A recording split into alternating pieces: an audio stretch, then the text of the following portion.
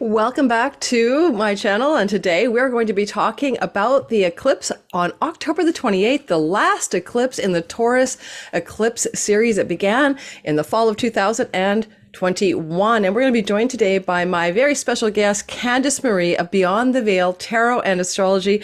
I'm looking forward to this collaboration with her, and I hope you're going to enjoy it as well. We'll be doing all signs, so stay tuned to listen to your sun, moon, and rising sign as we go ahead and talk about the last Taurus eclipse. It is a pretty big deal because you've been working with this energy in your chart now for more than a year and a half. So let's get going, and we'll be introducing her, and we'll be into this show together today. And here she comes.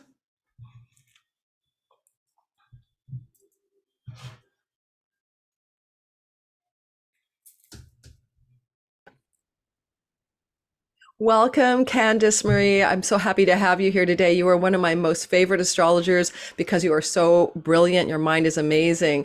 And I love the long form content you do. So welcome to the channel, Candace Marie of Beyond the Veil Tarot and Astrology.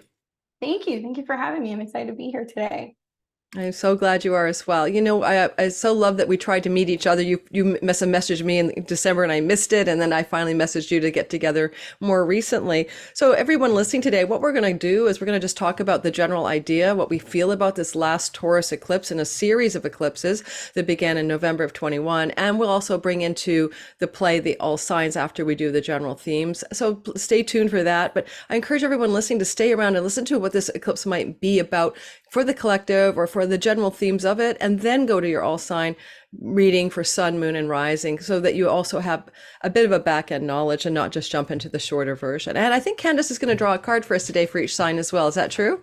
That is correct. I got my deck right here for you guys. Yay! I love tarot people. You guys are my favorite too. I'm a wannabe tarot expert. Alrighty, so we were going, and she did a webinar, so she's got a lot of depth here to share with us as well from things she's already been digging into. So give me some thoughts about how this eclipse in the Taurus season, the last one here, is feeling for you, given that it began with that ground-shaking Algol hybrid eclipse back in November 19th of 21. Well, being somebody who has a Scorpio stellium, I'm glad that these are over. I'm happy to bid farewell to them. I think it's been pretty, it's pretty self-evident that it's really been shaking up everybody's value systems, our security, our resources. I think I try to remain positive and optimistic about the closing eclipse because it is in conjunction to Jupiter. So I do think that there is some kind of like farewell parting gift that comes with this eclipse that's kind of showing us more or less where we stand in regards to the work that we've been doing with these eclipses over the last 2 years. Oh, I love the farewell gift idea of this one as well. Yeah. And, you know, because we also have had this eclipse cycle going on in the sky with with that presence of Uranus, which we haven't seen in Taurus since like the 1930s, during that Dust Bowl era, the rise of fascism, the Great Depression. This is a new energy as well, to see this like rebellious, freedom-loving, inventive, kind of bust through the system energy attending these eclipses for the last year and a half, 2 years. And with that, as you mentioned in our preamble together, with that ongoing square to Saturn in Aquarius, now that Saturn's out of Aquarius, what do you feel about how this may be less contentious? Well, Pluto's now going to take charge, right? When Pluto comes back into Aquarius next year. So yeah, perhaps less contentious. There's still aspects to Uranus. And we see this with both of the eclipses this fall. Both of them are in, Libra and Taurus. So they're in Venus ruled signs. So it's interesting to see this eclipse come in as the closing aspect. And now we have, Venus as the South Node ruler. So there's still some energy revolving around, clearing out imbalances or clearing out things revolving around resources, relationships, values. It's a little different this time around. We had these eclipses the last 2 years. The North Node was in Taurus. So it was nice to see more kind of like a Venusian energy come through. Now, even though we see Venus aspects in this eclipse, there's a much stronger Mars signature. And you see that with the oppositions to Mars at the time of the eclipse. Yeah, so that's a really great point. And for me, I think maybe I'll just show the picture of the sky for people right now, because a lot of my followers and subscribers are actually learning astrology. I'll just flip up a basic chart to show everyone. A lot of my folks are really intelligent, listeners who are diving into learning this art of astrology themselves. And it helps to see what Candace is talking about, that we have up here Mars sitting up at 11 Scorpio and invisible in the sky because he's so close to that sun and getting ready for a Cazimi on the 17th of November. So we have this invisible Mars holding fort across the way in dignity. And we can see that there's that Jupiter conjunction to the moon that she spoke of as well. And I can even make that annotated for those people who like to have I'm a terrible annotator because I make a mess of it, but I can also do that. Let me figure that out. Where did my annotation go? There we go. I'll just draw a circle around it. So here's the Jupiter conjunction at 5 degrees for the moon. The lunation is at the eclipsed moon is at 5 degrees.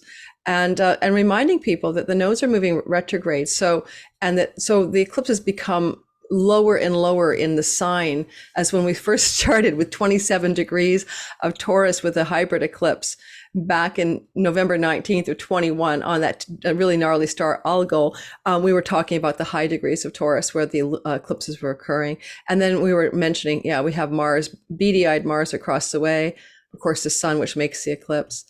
And that's the asteroid Abundantia, Candace. I just love these minor asteroids. And Abundantia is with the sun for abundance and prosperity and goodness, but also, across the way from that lunation. And up here is what she was mentioning here. Venus is the ruler of this eclipse, but also she's now got the south node visiting her house. I'm not sure how she feels about it. From her fall, from the sign of her fall in Virgo. Yeah, I mean, I think, for me, once again, I try to remain optimistic, but it's a challenging place to see Venus at the time of an eclipse.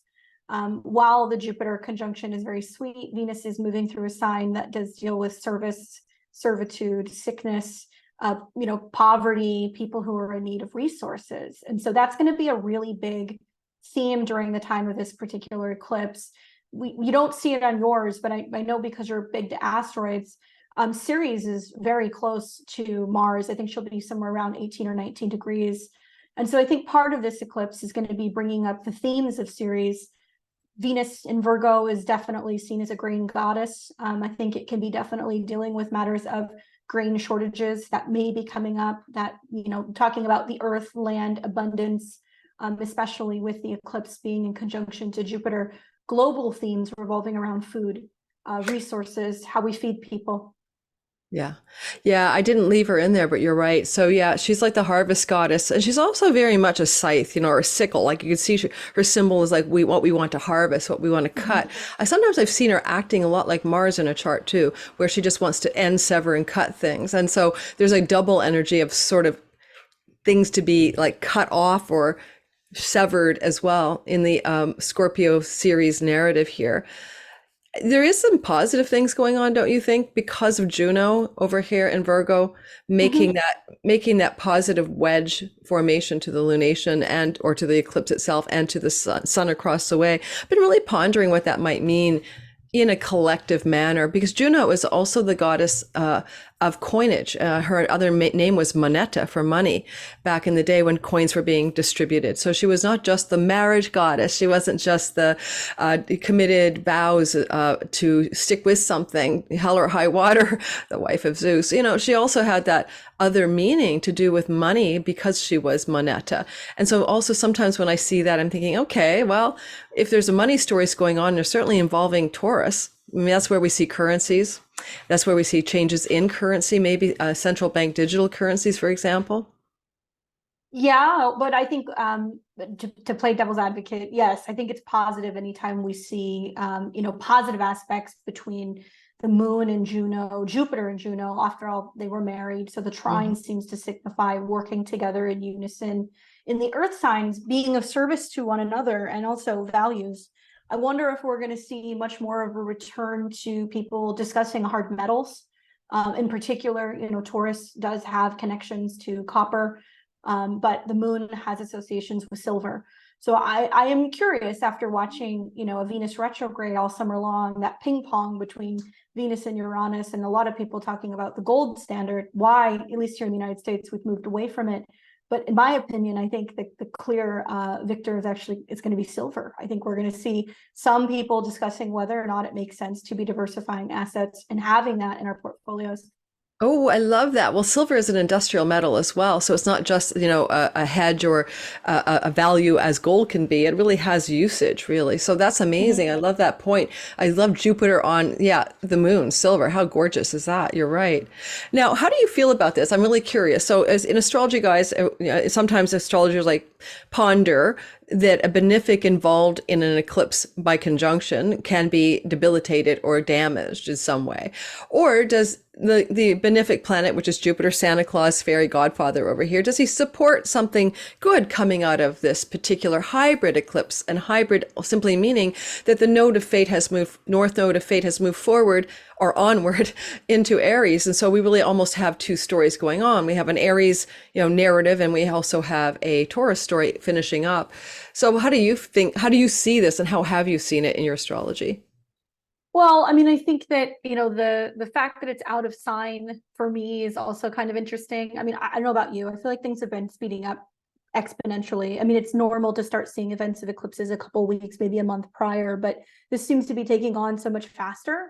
When I think back to the 2021 beginning of these eclipses, when we had the hybrid eclipse, when it was conjunct Algol, that just shortly after that, that's when we started seeing a lot of fluctuations in the stock market. We started starting to see a dramatic drop in what was going on with the world economy.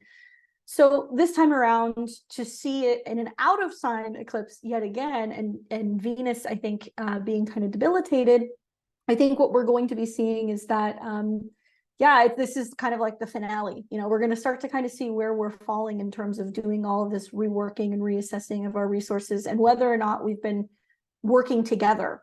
So much of the Saturn and Aquarius cycle, as we saw the squares with Uranus and Taurus, has been about whether or not we're working together collectively. So I think the effects of this eclipse that we're going to be seeing is both on a physical, financial, but also a global level in terms of resources. How are we faring in terms of these lessons that we've been learning? And whether or not we're going to end up coming out on the other side of it abundant. And once again, I'm optimistic about it, because I think that a lot of the aspects to this eclipse, not even just so much, Juno or Jupiter, but I'm really looking at Saturn. I'm really pleased to see the return. We're going to see this at the end of this year, of Jupiter in a sextile with Saturn. Granted, this is very loose. It's, 10, 11 degrees, but the sextile between the eclipse and Saturn is really what tells me that there is some kind of saving grace. And I think that's faith. Saturn being in Pisces is about maintaining that sense of faith.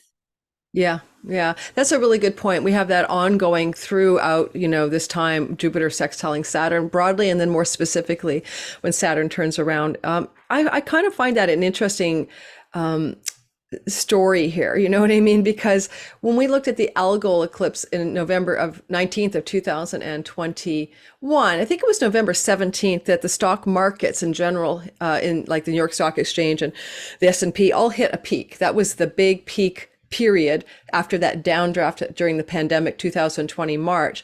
And then from then on, it's been just this downward trend, down. Mm-hmm. So it really did. And Algol is on the sun of the New York Stock, one of the charts for the New York Stock Exchange. So, I mean, why the founders of the New York Stock Exchange wanted Algol is probably because it was used in the ancient medieval tradition as a Bohemian magical star for wealth. And it has this kind of like you're playing with fire, but it can be a significant wealth star. People often think of it only as the negative Medusa. For everyone listening, the star is all about the head of the Medusa slain and held up in the hand of the warrior Perseus. And the idea is, of course, that it's about, decapitation. And you'll see people with Algol, like Johnny Depp and Amber Heard, Algol on their Venus, both of their Venuses, literally taking each other's head off. And it's also about alcohol. Algol and alcohol go together. Yet it does have this potential for demonstrating wealth or being connected to the idea of prosperity and wealth in some way. And of course, that eclipse, right with that Algol moment back in the day, really showed this downward trend. Well, I also think about, the correlations are just, you just have to laugh at some of the similarities to what we saw in the last time that we saw some of these similar kind of cycles during the Great Depression and other, market crashes. There's some similarities here. I'm not saying it's the exact same, but it's similar. And I think about also prohibition. Obviously, I know that you're in Canada, but I hear more or less things going on revolving around talks of whether or not we're moving in a direction with these CBDCs where we're going to have programmed dollars that can control or limit what we're buying. And so I wonder in the future, you know, because we're going to see activations of this eclipse still yet to come over the next 2 years, both Jupiter and Uranus are going to reactivate this degree. And so are we going to see some more wild effects from the markets? But I also wonder, are we going to see some kind of potential move towards, you know, trying to cut back or, you know, limit the consumption of alcohol? Maybe laws, right? Jupiter laws in regards to that stuff. Well, that's interesting. That's a really interesting idea. You know, prohibition, yes, but also that whole Uranian infusion during this entire cycle that we didn't have the last time these eclipses moved through our sky, which was, by the way, guys, just for your record, going back to your life, go back to April of 2003 to December of 2004, the end of December. And that's when this cycle was last active in your natal sky, or for the world. But also with Uranus there, the first time since like the 30s. I mean, he's co-present with the eclipses during a time in our lives where we've seen a repeat of the rise of dictatorial or fascist or controlling efforts by governments or government leaders, you know? So, you know, like the France situation with all the riots and the protests and the government trying to crack down. In Canada, we had a truckers convoy and the government seized the bank accounts of regular Canadians, even mothers who just donated $20 to the thing. Like there's almost a kind of return to like the Stalin, not to make it too heavy, but the Hitler, Stalin, Mussolini era was when we saw Uranus in Taurus last. So it's like kind of weirdly like that again. It is, but I also feel like, I mean, you know, Taurus is inherently conservative. And so that's also why you're seeing why there is this rebelliousness right now in today's age connected to conservatism, excuse me. So that's also interesting to watch because back then, you know, you saw conformity in a sense of falling in alignment with, you know, government narratives and belief systems and uniforms and all of these other things. It's eerily reminiscent of those times. And it's interesting to see some of the most rebellious figures right now being people like the Dutch farmers and people who are talking more about working with the earth and returning back to natural traditional ways. That's extremist today. Yeah. And then with Pluto's movement into Aquarius next January, we do probably see a lot more, I would say, decentralization. I was watching a lovely video by some fellow a year ago. Could be the Astrology Report guy. I love him. And he was talking about the history of this, in which you would see often like Pluto and Aquarius leading to times when like in Europe, like when this was happening last, okay? That it like 240 years ago, that there became these movements toward like, I'm not going to say city states, but economic units being formed that were separate from the monarchies and separate from the feudal system to support an alliances outside of the box, power structures in society, Pluto in Capricorn, but becoming decentralized rather than the worst sphere, Pluto in Aquarius, like, you know, could look like, you know, mafia don, you know, mobster control of the masses.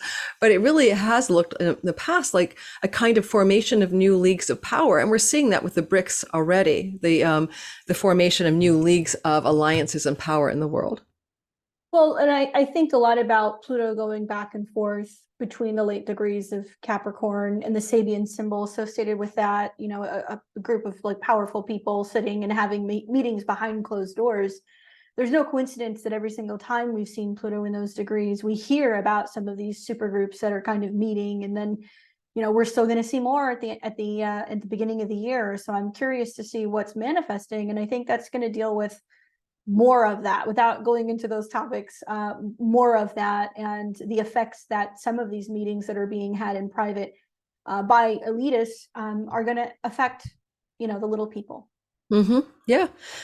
Or we'll see. I think that China has as an Aquarius rising with the moon, like in the early part of the sign for China, China's Aquarius rising ascendant, the moon is there, and Pluto's coming into that part of China's story as well. So that China is going to be a big factor in the world over the next 4 years. So we'll see what that looks like. You brought up Sabian symbols, and I forgot to even check again. What the heck is a 6-degree Taurus? Can you remind me? Yes, let me pull that up. I can pull Thank that you. up right now. So, everyone listening, Sabian symbols are 360 degrees of the zodiac, a channeled like Zen koan type of phrase from Elsie Wheeler back in the 30s. And this has been used as kind of a symbolic, interpretive way to see the degree at which anything happens in the sky. And you round up by 1 degree. So a 5-degree moon becomes a 6-degree Sabian symbol.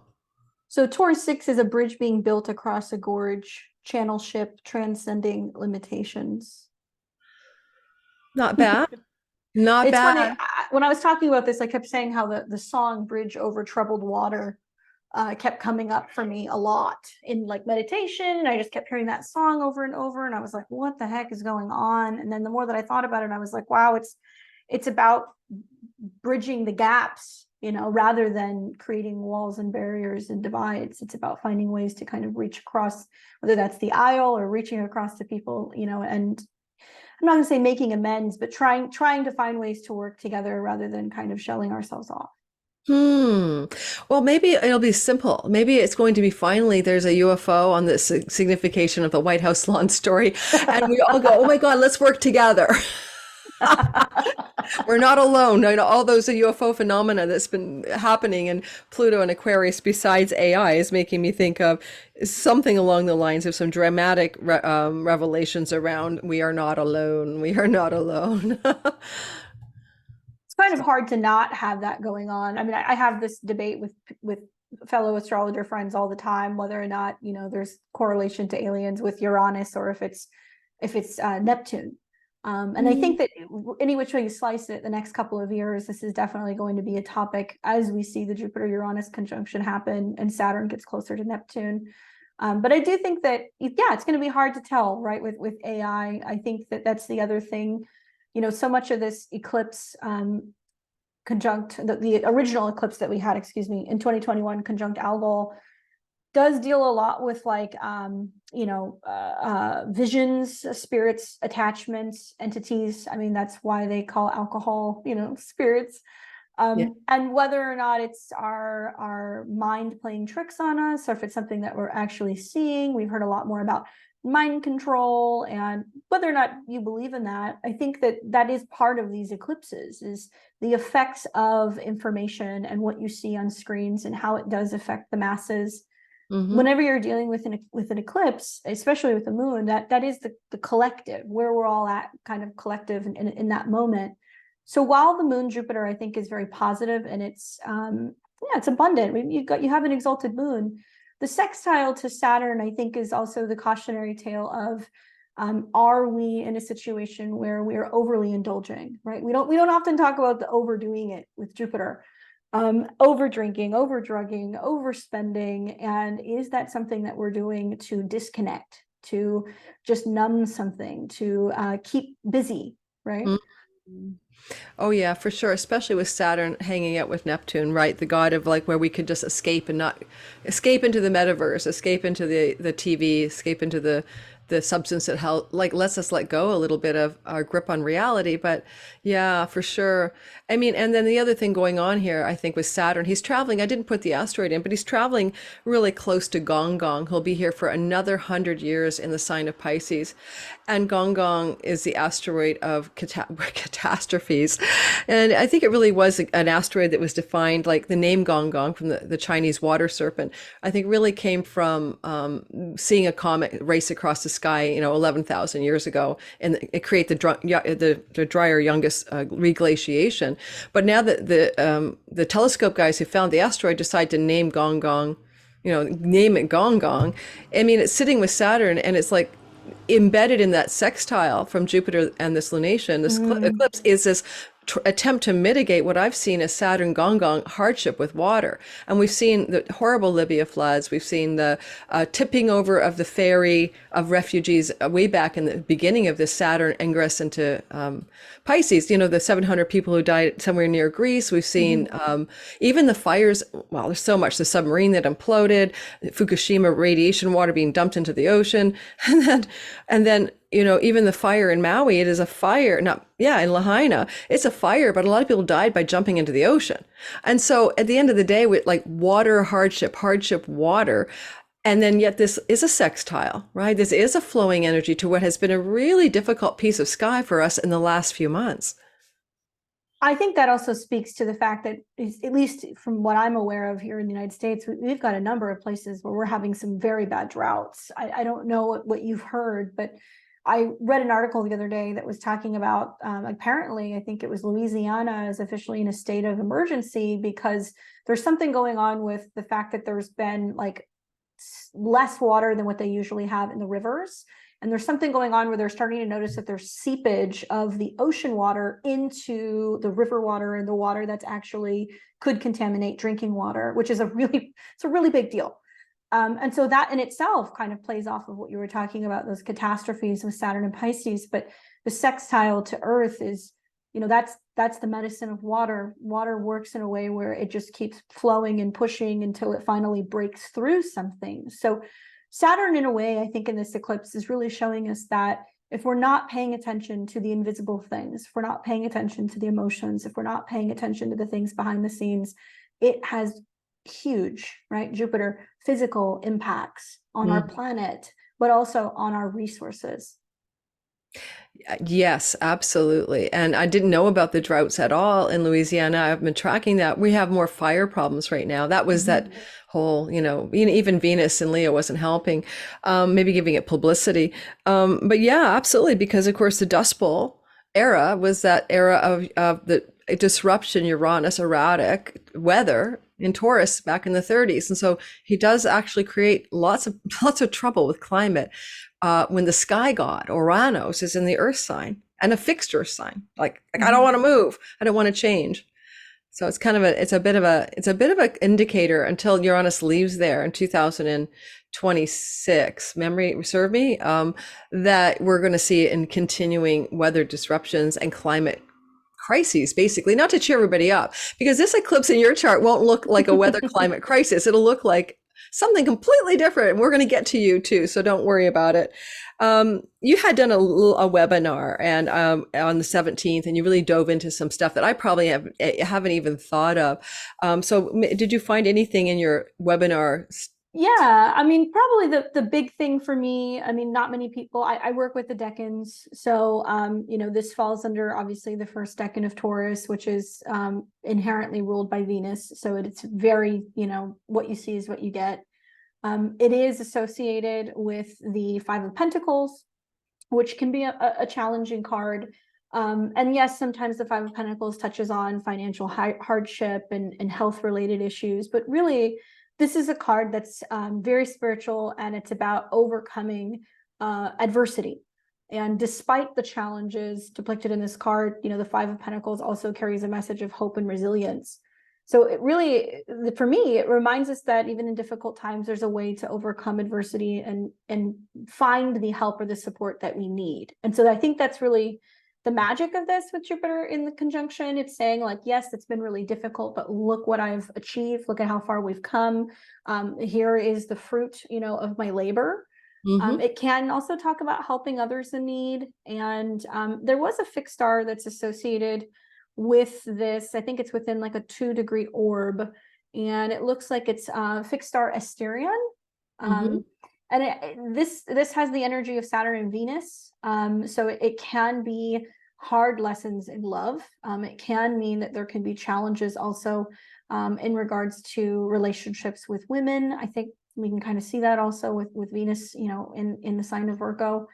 But it also talks about, you know, being able to connect to nature. And this is a star that deals with the love of hunting. So it can also have connections to returning to Earth, working, you know, with that element of Earth. And it's also really associated with faith. And it's fond of speculation, which is interesting because we didn't talk about it, but the Venus-Uranus trine is pretty sparkly, in my opinion. And so I think that this can bring some people, sudden changes of luck. Whether that's taking a chance in an investment or taking a chance in a relationship, we might see that there can be big risk and big reward that can come from this particular star. Oh yeah, I really like that. Thank you. And yeah, the Five of Pentacles is my dreaded card when I'm doing my own tarot readings. No, not the Five of Pentacles. But it's also all the five invite change, right? They're kind of pivot points in this in the narrative of our lives. And when you talk about, maybe some luck, and I do love, yes, sparkling trine from Venus to Uranus in her own sign, telling him what to do. We also have that Icarus. I'm not going to do a lot of talk about Icarus yet. I mean, today, but I want to just mention this very powerful 5-degree Icarus asteroid that's sitting at 5 Capricorn and energetically making a story here between this lunation, which is actually a trine, okay, and the sun, which is a sextile, which creates a wedge. And energetically, that means that there's something about a place in our lives where we feel like our wings have melted. We had the gall and the daring to take wings and fly to the sun, because that's what Icarus did. His dad, Daedalus, was the inventor of the wax wings, and Icarus went up to the sun and didn't think about meltage and fell from the sky. And so there's a kind of where in our lives, maybe individually and collectively, did we really reach for something almost impossible, something like sun is soul. Sun is your own soul. It's the soul of the solar system. It's an ancient tradition. It's not your personality. It's the depth of your core essential nature. And when we move into that soul energy of ourselves or the world, and we try to anyway, do we sometimes like sear those wings and fall from grace? Because literally it's that reach for greatness or that reach for purpose, that reach for alignment. And if you felt like it, I mean, I've had some serious misfires during this Taurus eclipse cycle. I had my wings melt a few times in my Taurus. Okay, well, yeah, I won't go into all my stories, but the places where you're like kicking yourself in the butt, I think that can be a very healing eclipse here, especially with Jupiter's involvement. I definitely think so. And I think that, for me, yeah, I'm also somebody who's got a lot of fixed in my chart. I think you're an Aquarius rising, right? So you've been feeling it in the angular houses. I look forward to, I think, kind of assessing everything. For me, there's been a lot of like throwing a lot of things at the wall to see what sticks. And I've been really trying to embrace some of the Uranus aspects of this particular cycle. And trying to look at things that don't work out and kind of go, okay, well, what did I learn from the situation? So I really relate to the mythology of Icarus, where, taking chances, sometimes they work out, sometimes they don't. I've been trying to be a little bit more cautious with it. But I think that there's a lot of growth anytime we see any kind of major aspect with Jupiter. So I think that it's going to be about, for me, big risk, big reward. I'm going to keep sticking with that because I think that that's what the cycle has taught me. And I've seen that for a lot of my clients as well. Well, and as a Scorpio rising, you've had all this North Node propulsion into your host of your audience and marketplace, and your channel was just racing up like a rocket ship in the last year and a half from what I saw. So it did really expand your audience, didn't it, during the North Node cycle? So I'm a Scorpio. I'm a Libra rising. Oh, Libra rising. That's right. Okay, you're Scorpio. Well, yeah, it still makes sense because you're Scorpio sun. Your career purpose. Yeah, having a 7th house enlivenment. So that's kind of sweet, actually. I think for everybody, over the last 2 years, that because I think the eclipse, like a pitch pipe for a choir and how you got to get everybody on key, or like an inception or electional chart, because the first eclipse, even though hybrid, I mean, because we had real eclipses April 30th of 22 and November 8th of 22, like solid Taurus eclipses. But it's that quality of the Algol start point, that everything started with the Gorgon's head in the hand of Perseus with Algol and alcohol. And like you said, are the interdimensional demons coming through the portal there. So, I mean, at the end of the day, where it started is kind of that fresh, like that intensity of the beginning, but the kind of sweetness maybe of the end, like where if anybody, like I'll just tell people now, because my people know me, Aquarius rising, this was hitting me in my 4th house of home and property. And the stories I can tell about my dislodgement from my homes and my desperate search for my home. It reminds me of Dr. Seuss's old book, Are You My Mother? Are You My Mother? Are you my home? Are you my home? And it was like, it was really a hoot because the melting wings feeling about property, home, and residence was exactly what I lived through. And I can see that in my story, I'm thinking, well, thank you, Icarus, for now trining this Jupiter moon and making me feel better. Something good is coming in the next 6 months. Quick question. Do you usually take an eclipse and give it like a month before, 6 months after?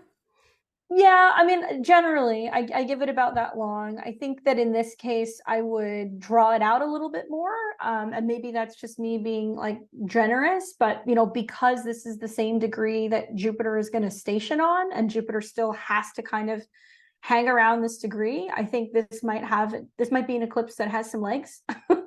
Yes. So looking at my chart, it looks like until round about maybe the end of January, it's going to be pretty active.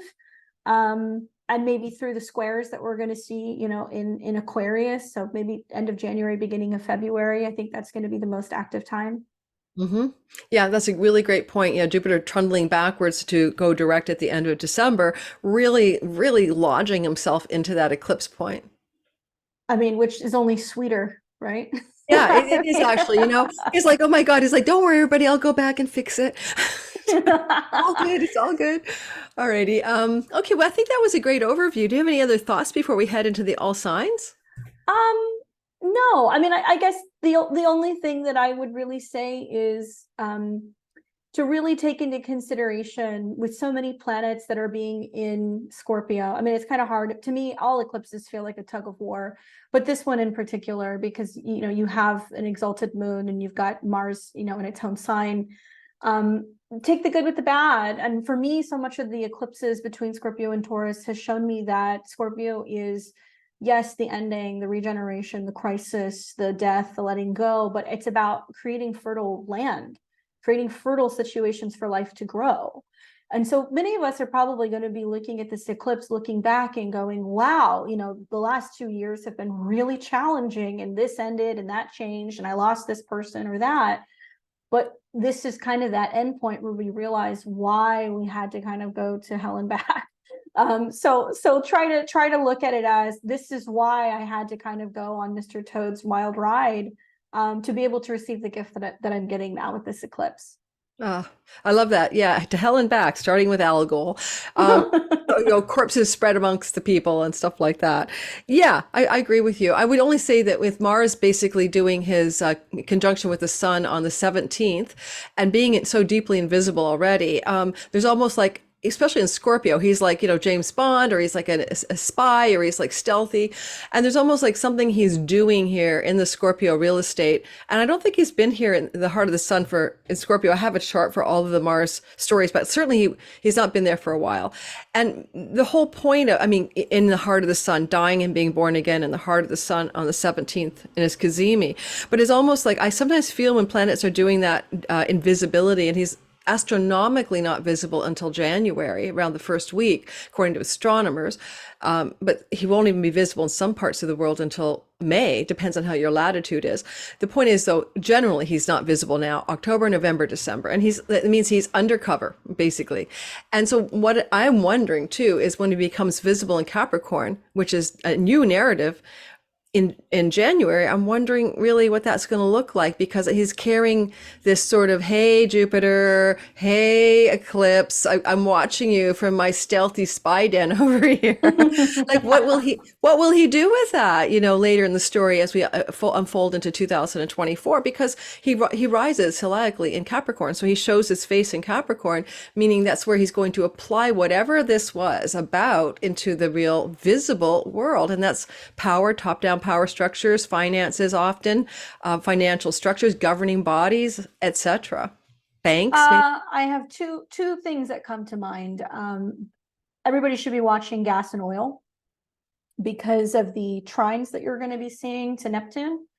To Saturn, which is in a Neptunian sign, which is going to be dealing with these topics. Global themes revolving around gas and oil prices, perhaps. Mm-hmm. And I also think it's going to be about some kind of themes revolving around like military operations, because Mars going into Capricorn is going to be exalted. Yeah. So I keep telling everybody, I've yet to do a video on it, but I think that that is a period that really needs to be watched, because that's really the only exaltation we're going to see while the North Node is in Aries. So it's going to be extremely potent. It's going to square the nodes. It's going to get close to Pluto.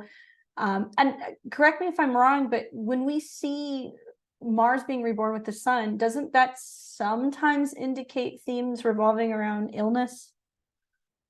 Because Mars is fevers and other things revolving around that, especially in the sign of Scorpio. Yeah, that's a really good question. Mars is inflammation and heat in the body, and yes, and he's a god. He's the emissary of Nergal in Babylonian astrology, and Nergal is actually the god of plagues and war. And it was Mars's Cazimi in Virgo in 2000, September or October, September of 2019, that the Babylonian astrologers, who I study with one guy, was saying this is going to be a plague, basically. And yes, we did have COVID. It was a plague. So yeah, it's a little concerning because of that association with illness in general. But Scorpio is that kind of stealthy energy, right? It's like not Virgo, like everyone, look, we got a health problem. This is like something a little bit more. Yes, but Mercury will be there. That's the only reason why I bring Oh, that up. yes. Yeah. So, let me spread the good news. Oh dear. Sorry. I mean, I was just thinking about the sun conjunction more than anything, because that made me wonder. But I'm scanning ahead, looking at that. Wherever Mars dies in the heart of the sun, I would say dies in the heart of the sun, gasping breath as he talks to the Lord's soul and gets some info. That usually looks like in my clients' charts. I've been watching this Mars cycle for people for a few years. That's going to be a disruptive change point in their life. Like your Scorpio real estate in your sky will be a place of significant change. So for you, Candace, your sun is there. And so just even co-present, it's going to be, you're going to have some significant, maybe feels like you want it, maybe you don't, difficulty or change, but that's what will happen there. Like a death and rebirth of something important to you in your Scorpio house. I'm born with this conjunction. I have Sun, Mars, Mercury conjunct in Scorpio. Oh my gosh.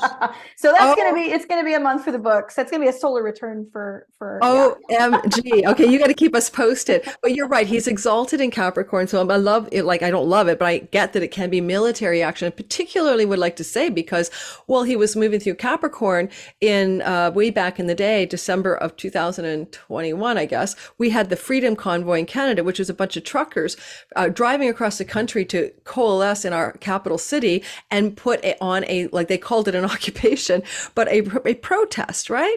And of course, with Uranus trining that exaltation of Mars, it brings up rebellion and protest. So it looked like it wasn't a military, it was a civil disobedience action by the people of Canada against the government. So you'll see military, you may see with Uranus still here in Taurus, more uprisings that are militant against governments.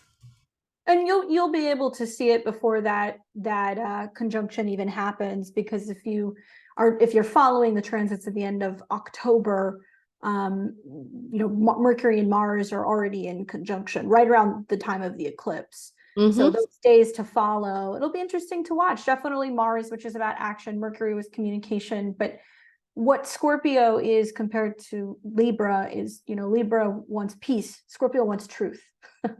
Oh, yes. So it is in Libra. So we're going to be talking a lot about what is truth, who gets to make the rules around truth.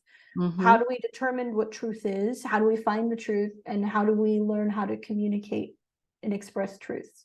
I think that's really what it's going to be about. That in itself could be the movement. Well, absolutely. I mean, I feel like we're in truth speak land of 1984 Orwell. So what may happen here is there's going to be some also really significant movements toward, whether it's going to work in our favor or not in terms of censorship, but the censorship question has been on the radar, and the violation of the freedom of speech part of the U.S. Constitution has been in the news in the judicial system, and with Jupiter judicial law involved over here with the truth. Interesting times we're coming into. Very. I keep telling everybody, I keep telling my clients, you chose to be here. You chose to be here now. You agreed to it. My job is just to remind you of your contractual agreement. Oh yeah. Yeah, to put it short, without going into like a whole spiel, because that's definitely my favorite topic to talk about is the Pluto return. You know, in the United States chart, quite literally, Pluto is at a degree that is associated with Gemini. It's at a 27 degree. Mhm. Second house might be literally about what we possess. And as Pluto has been returning, it's going to be about whether or not we hold the right, or if we're going to uphold the right. It's in a government sense, in the tradition of being able to have free speech, communication. The problem is, I think, in all of this is that there's a lot of other transits that are going on that are also hindering the United States chart. But the reason why I've been talking about it so much is because I think that it is going to be about putting people in a position of having to go and learn the law, reading the Constitution, learning about, you know, the various amendments and what our rights are, and realizing that they work for us. And as an American, I think it's really important to be talking about this, upholding that, because I feel like we may be one of the last countries. If we fall, it's going to affect a lot of other people. And so I think it's really important that we're continuing to be a beacon for truth and being able to stand up for democracy, because a lot of other countries are going to be looking to see if we go along with what's happening. Oh yeah, that's such a great point. You know, the United States was founded on a grand experiment by Masons who were also occultists and well endowed with astrological knowledge. And a lot of that founding of the United States based on the Sibley chart has that sun of the US on the star Sirius, the dog star, which can be a star of great spiritual, a huge spiritual energy. And you know, I do think that this big experiment called the US and its first Pluto return is going to be something that we all have to watch out for, because even if you think, oh, the US is waning in power, it no longer has hegemony, and we got the BRICS nations and US is falling apart, we don't want the US to fall apart. It's not like the Berlin Wall. Like, this is not necessarily going to be a positive thing for the control of, I'll just say outright, totalitarian, dictatorial, and, you know, freakishly fascist government systems spreading far and wide. So there is that. So we're going to do all signs, guys. You know, Candace, I could probably sit around. I can't wait to meet you one day. I don't know if you drink wine or beer, but one day in person, I'd love to sit with you over a glass or two of wine or a few bottles of beer and really talk. But we are going to move into the all signs portion now. I'm going to get rid of my messy notes, which I really, my annotation is to be joking with, and I just do the really dirty way of doing it. Let's trash them. Let's get rid of that. Annotate, goodbye. And where did my trash bin go? I'm in like, it disappeared. Okay. There we go. Clear my drawings. All right, perfect. I've got rid of the mess. So hey, it's giving me a strange little thing. Am I satisfied with my Zoom app? Yes, I'm satisfied. Like, Zoom just popped up and put a thing. Are you satisfied with your Zoom app? I'm like, okay, yes, I'm satisfied. Thank you. All right, so let me move the sky over to Aries for us, and then we'll start. And we'll give I can go a little. I was like, we have to keep it in a certain time, but I can go a little longer. So I'm not going to race through. Let me move over here and get this out of the way. I'm still annotating. There, now I'm done.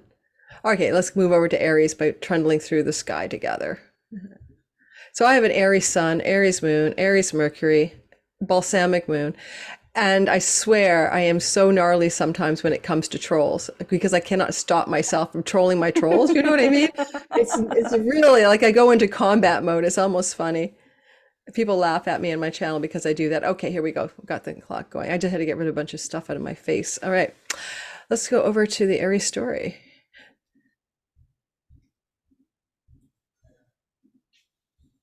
And all right, here we are. All right, so we're going to start with Aries sun, moon, and probably most accurate your rising sign. But certainly I always say listen to all three and you figure it out yourself. I'll just talk about Icarus today in terms of the all signs, and let Candace add what she feels is valuable, including a tarot card, and we'll collaborate if we have any extra thoughts. So, you know, Aries people, that your wings were melting in your career space here, where you've been under a lot of energetic shifts since 2008 with Pluto up there. So in places where you may have misfired or aimed really high, over the last year and a half, 2 years, since let's say November, really, since November of 2021, it looks to me like you could have some redemption and some real significant sky support. When your wings melt in your career and reputation space, you might have been feeling somewhat trashed, and it may have infected your economics, your cash flow, your second house matter. So expect some kind of, I think, redemption and significant improvement. I'm hoping for any Aries under that duress. And don't beat yourself up about it, because if you did want to reach the sun in your reputation and career, your purpose, your ambitions, what you wish to succeed in, and it sometimes fell apart on you, that's the wave of destiny teaching you, as Candace said, you signed up for it, some lessons to do with your speech, second house, your values, your earnings, your resources, and your possessions. And it may have been choppy, to say the least. But here comes the turning point, Jupiter, blessed, energetic shifting of that narrative for you. And that's how I see it for the Aries. I'm hoping the best for all of us. Really interesting. I mean, it's so cool that you talked about something about, being able to be heard, or your speech. The card that I pulled for Aries was the King of Swords. So that's very much like, I think, playing off of, Mars ruling your chart, and it's in opposition to this eclipse. Fiercely standing up, standing up for yourself, for your values, being seen for that. So if you're somebody who is like learning how to kind of embody, what you want to put out there, if you're wanting to make a statement, if you're wanting to kind of really lean into your self-esteem as well, it's really knowing your values, knowing what you stand for, and speaking your mind. And isn't the king kind of like very discerning? I always think of the King of Swords like the good King Solomon. You know what I mean? He is, and he's very direct. So definitely being an air element, it's somebody who doesn't mince words. So kings master things. So I'm wondering, are you negotiating something? Is there a financial deal that you negotiate? Somebody says, okay, fine, I'll give you this. And then part of the eclipse is receiving that, right? In your second house, and knowing to kind of stand up and negotiate and ask for what it is that that you deserve. Yeah, I like that a lot, especially with abundantia on the sun and that eighth house. So I always call it chunky money, but the resources that you're not directly getting out of your, significant paycheck story, but other ways of parlaying money into money or whatever you need. So I still like that abundantia is with the sun at the time of the eclipse. It really feels Mars, in dignity. So yeah, it looks like a good money turning point, and a career and reputation redemption of some sort from some kind of sense of having had a fall, basically. I love that. Yeah, I do too. As an Aries sun and moon, I'm happy. Let me tell you, I'm going with it. I'm feeling it.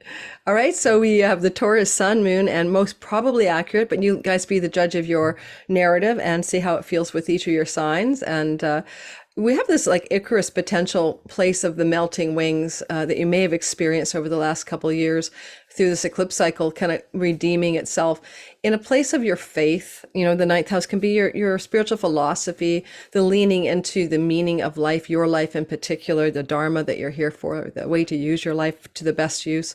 But it's very practically also a house that involves travel, foreign shores, foreign lands, legal and court matters, and sometimes book publishing, and certainly colleges or academic settings. And all of these places of a fall. I mean, thinking of my daughter who's a Taurus and having had a significant fall from grace in one of her campuses and had to change schools. This is a real uplift of some kind of ninth house story. And over the course of time with Jupiter in the house of you, actually till the end of May 25th next year, I mean, you do have a significant amount of uber charm and luck and magnificence going on for you anyway. And so this can really open up a significant shift around those ninth house stories, and those ninth house stories as they relate as well to your partners, your business partners, your marriage partners, your audience or marketplace, if that matters to you. And those are also embedded in a nice little sextile here. So, self and other, are evening out, but through the apex of ninth house storylines. How about you? What do you think, Candace? Well, I love the potential for a little bit of like, at least with the Taurus risings that I've observed, a little bit of absence makes the heart grow fonder. So it's really interesting to see all these planets move into the seventh house, and it talks about the coming together and going apart. And, the more that you're focusing on yourself, the more you're bringing in from other people, whether that's relationships or your marketplace. Mm-hmm. I love to see, Venus in harmony, I think, for the most part, with planets in the first house for Taurus, there's a lot of opportunities for creativity, a lot of opportunities for romance, especially seeing the sextiles between the 7th and the 5th house. And really for me, this is an eclipse that's really all about optimism. Being the person who's creating your own fortune with Jupiter and Uranus, your first house being a little bit of like a magician. So for me, I think that while this is supposed to be something that's prompting growth, it's a completion. It's a lunar eclipse. So it's about taking charge of your own life path and really stepping into like a leadership role, or really seeing maybe the fruits of all of the self-work that you've been doing. In some cases, it can show you where you're growing apart from other people, but in other cases, it can bring in the very person that can be your counterpart. Oh gosh, yeah. It's almost like seeing finally the fullness of your greatness this completion lunation. Yeah. The card that I got was the Hierophant, which I have to LOL at, because that is your card, Taurus. But I wonder, is this like a coming of age transit? Is there a sense of finally completing a program? Are you finally getting a diploma, degree? Are you graduating from a certain kind of like major like life accomplishment? Are you now the person who's considered the teacher, the doctor, the lawyer, somebody who has kind of taken their position in society as somebody who is noble and well versed in a certain topic. So people might be coming to you because you may have a lot of wisdom to share. Oh gosh, that's a great card. Also rules institutions like universities. Hey, my daughter will graduate. Oh my God. Oh my gosh, great one. Yeah, and like you said, there will be some endings here with Mars in the 7th house, but those will be the best endings for you, right? I mean, those significant connections that may not be here in the months that follow this eclipse. All right, so Gemini, Sun, Moon, and Rising sign folk. I like this Icarus story here. This is where I'm focused for you guys today, in that 8th house of resources that you can ally with financially. And that can be your investments, your inheritance monies, your spousal shared resources. It can also just be bank loans and stories of, insurance payouts, but it's money that you get in kind of lump sums, or it doesn't require your actual slave labor or energetic work. It's not like you're working for it. And so sometimes I see that as a place where I've actually experienced it myself. Also money comes to me from places that it was owed to me. I just didn't realize it, spousal support included. So with that Icarus story happening here, if you've been having, as a Gemini, any kind of problems with those monies in your life, or any kind of sense of maybe having missed the mark. And I know one Gemini client who actually confessed his massive failure in Bitcoin speculation, or actually another crypto. I mean, this can be some kind of redeeming time that's ahead that heals that loss, that feeling of misfiring and reaching high on that money house. Certainly it also involves occult magic and mysteries, paranormal and supernatural stuff, if that makes any sense for some of you Gemini people. But the actual moon itself, the actual eclipse, is in that 12th house axis. And, that's in the ancient tradition, a metacosmos, or between the worlds, beyond the world's house. And it really involves your spirituality and to some extent, even your past lives, perhaps. So, you're working at a very deep soul level with this Jupiter until the end of May next year, really, to really refine your spiritual values. You may engage in finding a spiritual teacher, certainly healing your own self-undoing or self-sabotaging strategies. And I like that this is going to help you both recover some 8th house material, hopefully financially, but also really go deep into your soul about what it is that you want to do that's true and also innovative for you.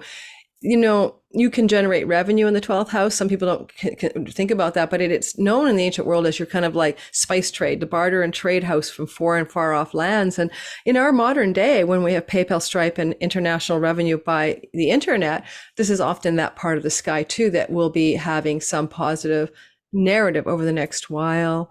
And certainly involves the house of the work you do in the world as well. How do you feel about this story, my dear Candace? I love the balance between the 6th and the 12th house. I mean, I always say these are houses you can very easily get lost in. But I think that, the card that I pulled is so dead on. I got the Hangman. I do feel like this is in some ways like soul retrieval work. Especially with that trine that you were talking about from Icarus in the 8th house. Jupiter in the 12th is kind of, reviewing what has and has not been working, and like where your spirit team has your back, and they're helping you kind of move through things, even though there may be lots of energies that feel still a little unsettled with Uranus there. But there is this quick pace that's going on with those two planets to really learn certain lessons, cycle out some of the karma. And sometimes that means that you need to be alone. And so finding time maybe out in nature with this eclipse, yoga, meditation, reflection, that's very much, the medicine of the hangman, knowing to be silent and to just wait until you get the answer. And I think with Venus being in the fourth house, I think there's some ancestral healing that's going on that may be derivative through the maternal line. And it may require needing to heal issues with habits and patterns, service, and maybe even addiction. I mean, you got a lot of Scorpio planets in the sixth house. Absolutely. Yeah, I love that. Certainly with the hangman, things that suspend us, right, are to be like, I always think of the hangman as let go, let God, and then you get that halo on your head at the end of the day. So I liked what you said. I think it is a soul retrieval energy here. And it's been ongoing for you guys as Geminis for quite a while. And I actually have a Gemini friend who got involved deeply into his esoteric Mason group and started going well beyond in the last couple of years, the normative of the rites and rituals to figure out what it's all about, like really diving into a deeper level of wisdom around the ephemeral and non-real reality, the real reality, the dream time. So yeah, so cool. I like that when you got that card. Your cards are dead on, like wowzer. Like you kill me, man.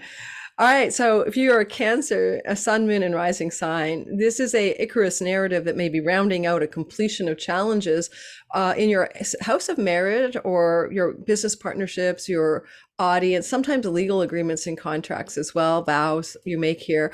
And you may have been feeling that was a place where you were melting or falling despite your best attempts to rise to the very heights of what's possible in the seventh house. And I know some Cancer clients and friends who did go through their wings melting in attempts to create longer term relationships during this window. And if that ever happened to you, love especially, this can really be a story of completing that travail in order to have learned the lessons and be healed. And with, I think, that eclipse in your 11th house, the final say, there's something about that that makes me think that Jupiter is trying to have you really go into your bucket list here or aspire for something that's a deeper wish or vision for your life. Because certainly, while it can bring you some financial gain from your career, some new friendships that support you in a new way over the next few months after this eclipse, there's something about that yearning for the fairy godfather in the house of wishes and dreams to give you what you want. But I wonder if you have to figure it out first. And the retrogradation of Jupiter during this eclipse is really asking you, as we move towards December and he's kind of pivoting at the end of the month, to go inward. And you're like looking at, where's your joy? Where's your vitality? Where's your passion? Mars is over here. What can you be following your bliss and abundant at the same time? And have you lost touch with some of that vital force of the fifth house? And do you want to recover it? Is it recoverable through seventh house people? And those are not just your love stories. I mean, that's your people that matter the most to you in the world. How do you feel about this, Candace? I mean, I think I like the natural support that, Cancer receives from Taurus through the sextile. I think that when we think about the archetype of Cancer rising, the nurturer, but also a lot of reflecting on the past and the family. Mm-hmm. So I see both the sextile and the trines taking place with the aspects involving this full moon as getting in touch with what it means to play, what your goals are revolving around playtime. Who do you play with? Who do you reach out to and collaborate with? How do you have fun and create? The card that I got was the Ace of Swords, which I think is so fitting because the 11th house gifts that you're receiving, Cancer, is new networks, new friends, new people. And these people are very knowledgeable, right? Jupiter. So they know a lot about investment. Maybe they know a lot about food or agriculture, or they know a lot about art. And so I think really what this is about is it's saying that if you have an idea, something that you want to create, something you want to do, know that right person who you can kind of reach out to, who you can network with, make the phone call, send the email, do what you have to do to take that creative idea to another person or a group to share it with them. So you have to put out the word, right? Mm-hmm. Absolutely. It's kind of that those allies that you may not even begin to recognize are waiting for you to ask for the help. Mm-hmm. Yeah, yeah, I love that. You know, it's also an elder sibling house, and you can look at that elder sibling energy, like the like friends and allies who are like a big brother or sister, or maybe literally, as a very pivotal energy over the course of all of these eclipses in Taurus, actually. But this one is going to, I think, be really successful at whatever Icarus is trying to figure out here for you, where you're not melting anymore. Well, all right. I love the Ace of Swords, but I don't know the tarot as well as you do. Sometimes I think of all the aces as new beginnings of a project or something, or conception or something. How does that tie in terms It of? can, yeah, it can be initiating that. It can be a contract. It can also be, this is a card, at least in my practice, that is associated with the fall. So it is kind of talking about like fall events, or it might be talking about fall rituals. Swords are used to, defend yourself sometimes, and draw the line in the sand. So there is something to be said about, well, eclipse in the 11th house, it can represent maybe a debate that you have with another person. It can be about, a bit of like an intense exchange, sure, but Taurus is pleasant, and I think for the most part, this is talking about acting swiftly, and maybe just knowing the people who are the best to, I think, reach out to. Hmm. Yeah, exactly. Wow, I like that. Let's move it into the next story. Are you a Leo, sun, moon, and rising? Because if you are, there is a story where you may have really had a feeling of reaching for something that didn't quite work. Maybe you even felt like you fell from the sky, Icarus, over the last year or two. And it's in the workhouse often. This can be literally the colleague, coworker place of your service, your job environment. And it also can also involve your health, and the attempt not to fall into sickness itself. So with this melting wings of Icarus maybe having challenged you for a bit of time here, and certainly with Pluto co-present, maybe this is going to look like something along the lines of a career redemption and work redemption story. Jupiter in this next to this moon could bring you an opportunity that would really be fulfilling something in your work in a way that maybe feels extraordinarily authentically powerful, because Pluto's been trying to show you the way for a long time. I always jokingly call the sixth house, like, are you in a place of duty or destiny with how you open up your career, your work, your purpose in life? And if it's duty, it feels like drudgery in that sixth house. Your day job you can't stand, or if you're in your destiny mode and you're really moving towards service, you'll feel yourself quite powerful here. So I think a lot of times Leo's here, you may have been feeling you weren't quite getting with the program. I hope this 6 months or so that follows this eclipse begins to open up new opportunities that are quite exciting and sudden and exhilarating.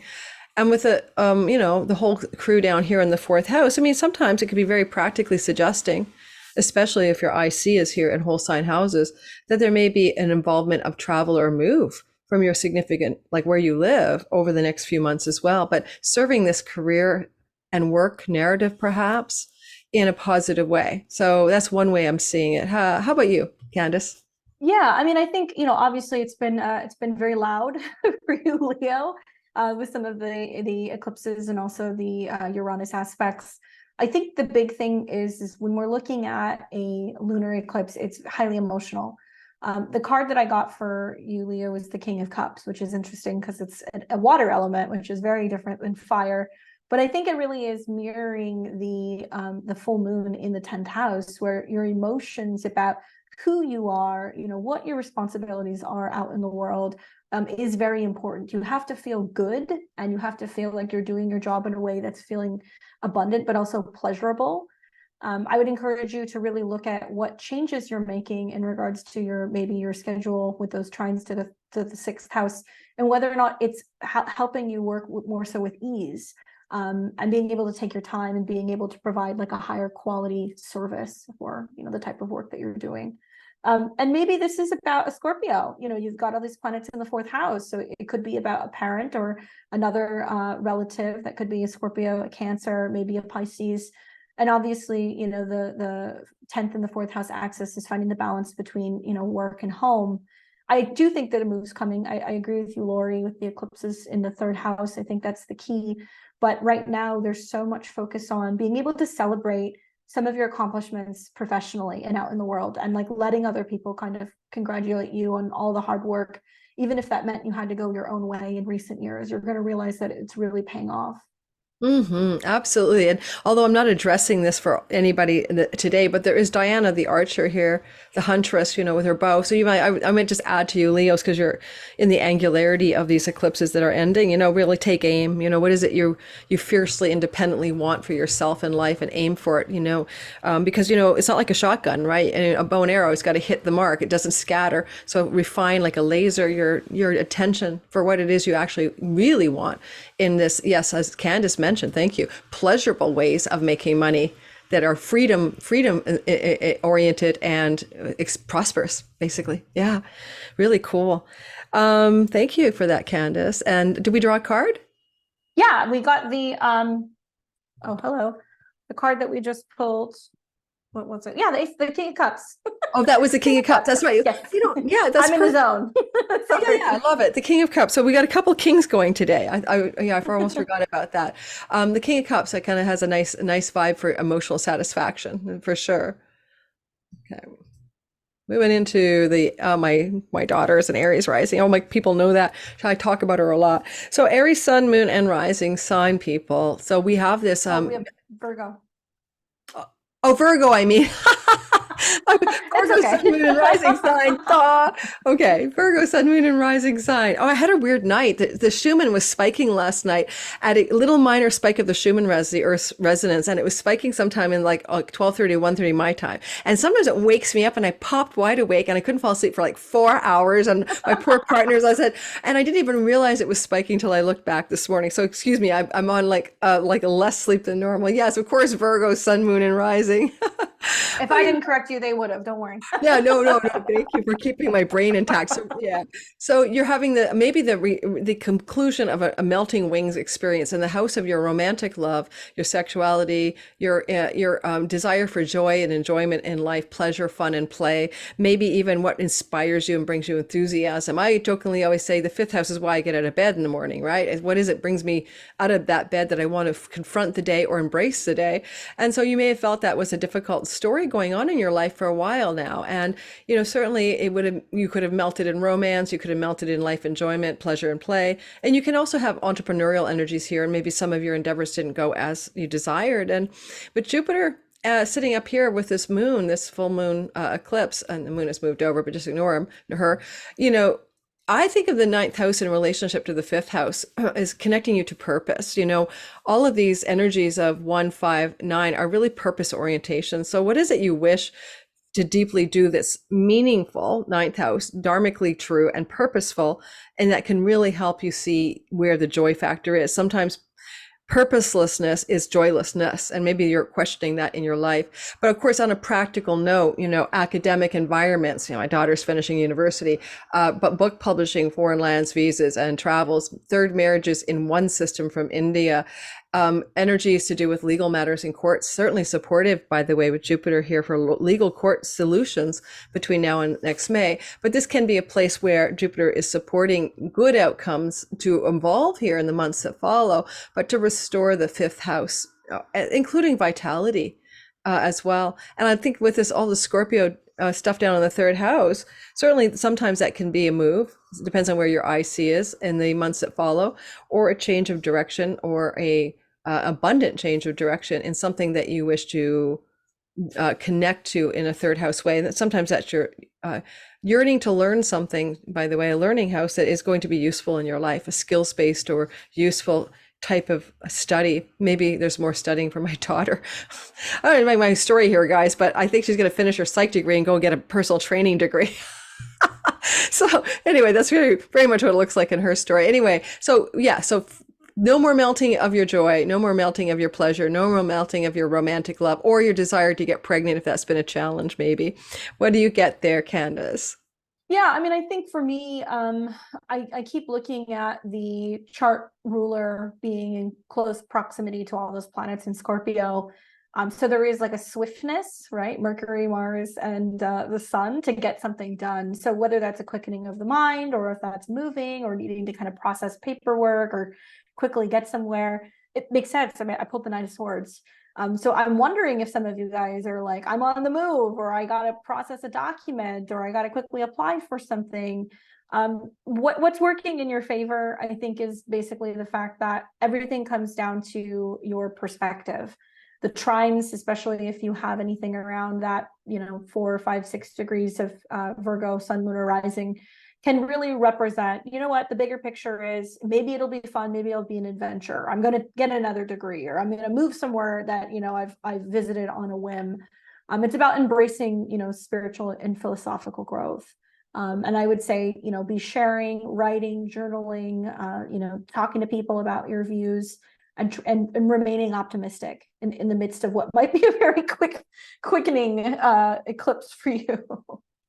Yeah, yeah, I love you mentioned that too. Yeah, Lord Mercury sitting right there in the thick of it all as your helmsman certainly indicates a lot of energetic stories going on in the third house energetically as well, which can be about a sibling as well. Just in case we forget that, sibling stories could be on the move here. So you said the Nine of Swords? Oh, the Knight of Swords. Oh, the Knight. I was like, nine, isn't that someone in bed without a sleep? Oh, the Knight. Oh, yeah. Swift movement for sure. Oh my goodness, yes. On the go. I love that. Okay. Certainly Mercury would love the swift movement, the fleet-footed energy of that night. Okay. And here has Candace's rising sign. Maybe I should let you go first. So I'll go first. We'll keep our rhythm. This looks eerily like my natal chart. Okay, so we've got you go first. Since you're the one with the Libra rising, you tackle it. We've got a lunar eclipse in Taurus that's going to be taking place in your natal 8th house. And so this is going to be talking about, joint resources, money that you receive from other people, karma, anything revolving around change, transformation, and also just some like really deep psychological work, I guess, can kind of come through there as well. So a lunar eclipse in your 8th house can potentially bring some kind of completion or conclusion in regards to a tax matter, a resource matter. It can be if something is owed to you or if you're expecting some kind of payment. I think with the conjunction to Jupiter, it can be quite positive. It can be that hard work has been paying off because of Jupiter's connection to your 6th house of service with other people. I also think that the oppositions to your 2nd is kind of talking about how you're starting to kind of generate more power when it comes to your resources. And so you're going to be talking a lot about what you do with that extra money that's coming in. So if you receive an inheritance or a bonus, do you invest it? Do you share it? Are you funneling it back into something else? And Venus being, the ruler of the eclipse and also your chart ruler in the 12th house, I think is about paying it forward, remaining humble in the midst of what you're receiving, giving to other people, and being selfless in a way. It can also talk about you, being a little bit more spiritual, needing to be alone, maybe reflecting on some things. It can also be about, grief, the benefit that you get, the bonus that you get, the inheritance that you get, but at what cost of saying goodbye to something or someone potentially can come with that. Mm-hmm. Yeah, I think you're right with that. That really resonates. What is the card you're going to pick for that? And then I'll do the Icarus melting wings. So the card that I get for you is so it's I got 2 cards. The first card that I pulled up, it was the Hermit, but the Page of Cups was connected to that. So that's interesting. Wow. So the Hermit, Venus in Virgo, how appropriate. This card always reminds me of that Dickens quote, out with lanterns looking for myself. So it's interesting that you have 2 eclipses in the fall with Venus in the 12th house. There's a lot of getting in touch with yourself. I think that's important both spiritually, but also physically, because you're experiencing also an eclipse that's going to be in your 1st house. So I think that this is about health, the balance of the physical and the spiritual. You might be feeling like you need more time alone during this particular eclipse. And I think with the Page of Cups popping up, it's processing maybe things that are changing with the relationship that you might have to a younger person or a romantic partner, but the relationship to yourself, I think is a lot of Libra risings would admit there's like a kind of like an ego death thing that's going on. Is Libra suns as well, but an identity crisis, shedding skin and kind of embracing like a new version of yourself. So yeah, I think so. Venus there in she kind of reminds me of a nun when she's in the 12th house in Virgo, so almost like not necessarily being celibate for real, but just kind of like really sitting with, like Candace mentioned, your inner life. And that might require time away from, the others that you are compelled to engage with in your life. I like the Icarus in the fourth. I mean, because there's something has been melting. You've been striving for something in the fourth house of your home. That can be property and real estate as well. I do know a Libra who had some serious investment property challenges during the melting wings phase of our eclipses behind us. And so now there's some kind of coming into a balance here. Around whatever didn't work in your home, property, land, real estate, or domestic life, or regarding your relationship with your mom, or even the soul work of your childhood if you got diving into that.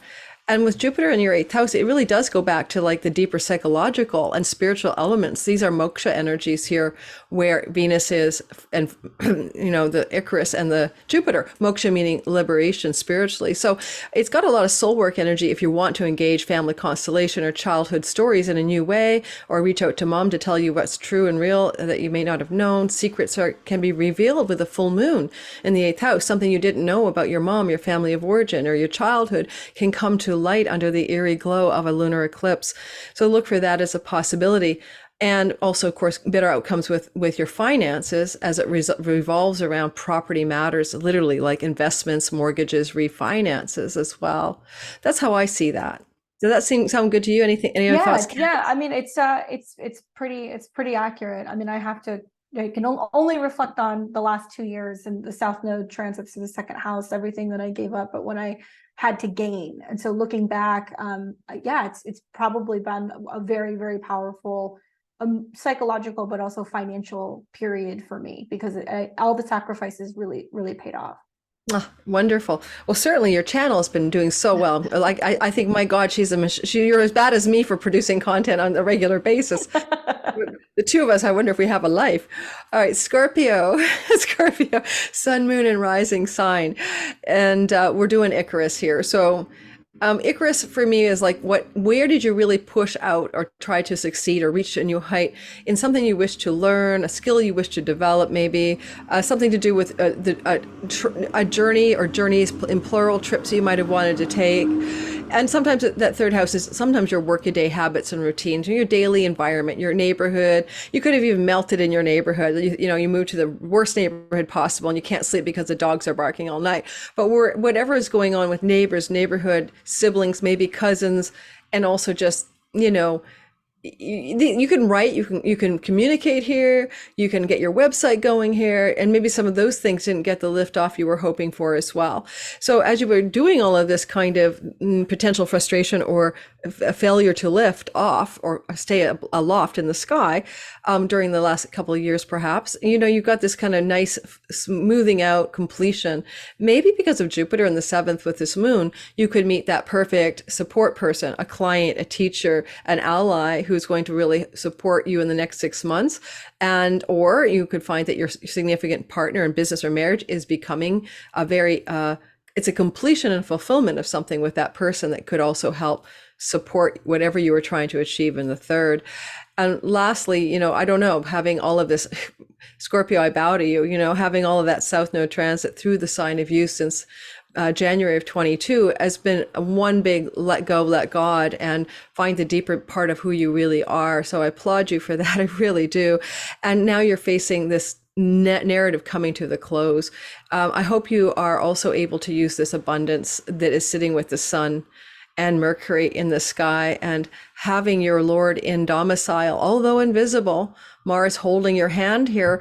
I think it speaks to a great ability to succeed in matters third house. A couple of Scorpios I know, writing a book, publishing music, creating written projects especially, could be very auspicious over the next few months. And how about you, Candace? I love what you always add to the narrative here. Yeah, I mean, I love completing the cycle of learning to let yourself go and receive support from other people, whether this is counselors, therapists, astrologers, business partners, spouses, whatever.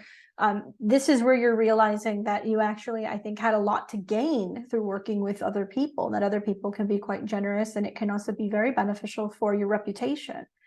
The card that I got is the Empress. I laugh because I feel like this can be about you and your relationship with a woman, right? The moon, the full moon in the seventh. It can be with a female mentor or a teacher, a significant meeting with a woman, but the relationships that nurture you, and in turn, what you give back, because you have so many planets in your first house. And so I think that such a powerful time for you to be maybe meeting with somebody who can give you some kind of advice. Because all of that Scorpio in the first house is very self-focused, and it's, where am I going? What do I need? You know, what do I have to say? And so having that counterbalance of Taurus can really guide you and help better kind of show you where to put that energy. Otherwise, it can be a little confrontational. And I think of the sextiles between the seventh and the fifth house. And for some of you who have, women in your life, sisters, female friends, it can be the birth of something, whether it's a significant creative project or it's actual babies, and finding out that there's going to be, births that are coming in. The Empress talks a lot about life and what we're creating, what we're nurturing. So I'm hoping that a very nurturing encounter comes from this eclipse, and you realize how these people really kind of help balance you out. Oh, yeah.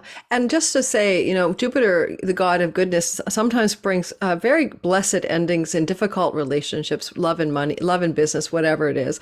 He is retrograding into the lunation, and then he's going to sit at this, as we talked about earlier, really on the spot of this actual eclipse. And as you move through December, you might find into January that if a relationship has been one that isn't, as you said, nurturant and, really working on your behalf for some reason, like it's just not the right one. Some of you may choose because of Mars, you got the sword in your hand, right? The stealthy sword, you got the dagger under your jacket. You might be the one that says to that person, I'm not sure about this. Maybe it's time we close up, complete completion lunation, this relationship. So that will be only for some of you Scorpios, but I don't think it comes at you. I think it's your decision, really. Well, and the other thing to be said is that this does seem to indicate that it can be setting something free with love, that somebody may be more understanding, or they might be more, nurturing, or they might realize the bigger picture of why it may not be working. And so much of the South Node in Libra transit in general is, if you love something, you have to sometimes let it go. So I could see that playing out also with that solar eclipse for you, Scorpio, in your 12th house, if that needs to happen. If that needs to happen, like that old 70s poster, if you love someone, let them go. If they come back, they were yours. And if they don't, they never were. It was a big meme poster in the 1970s. Yes, I was born in the 60s.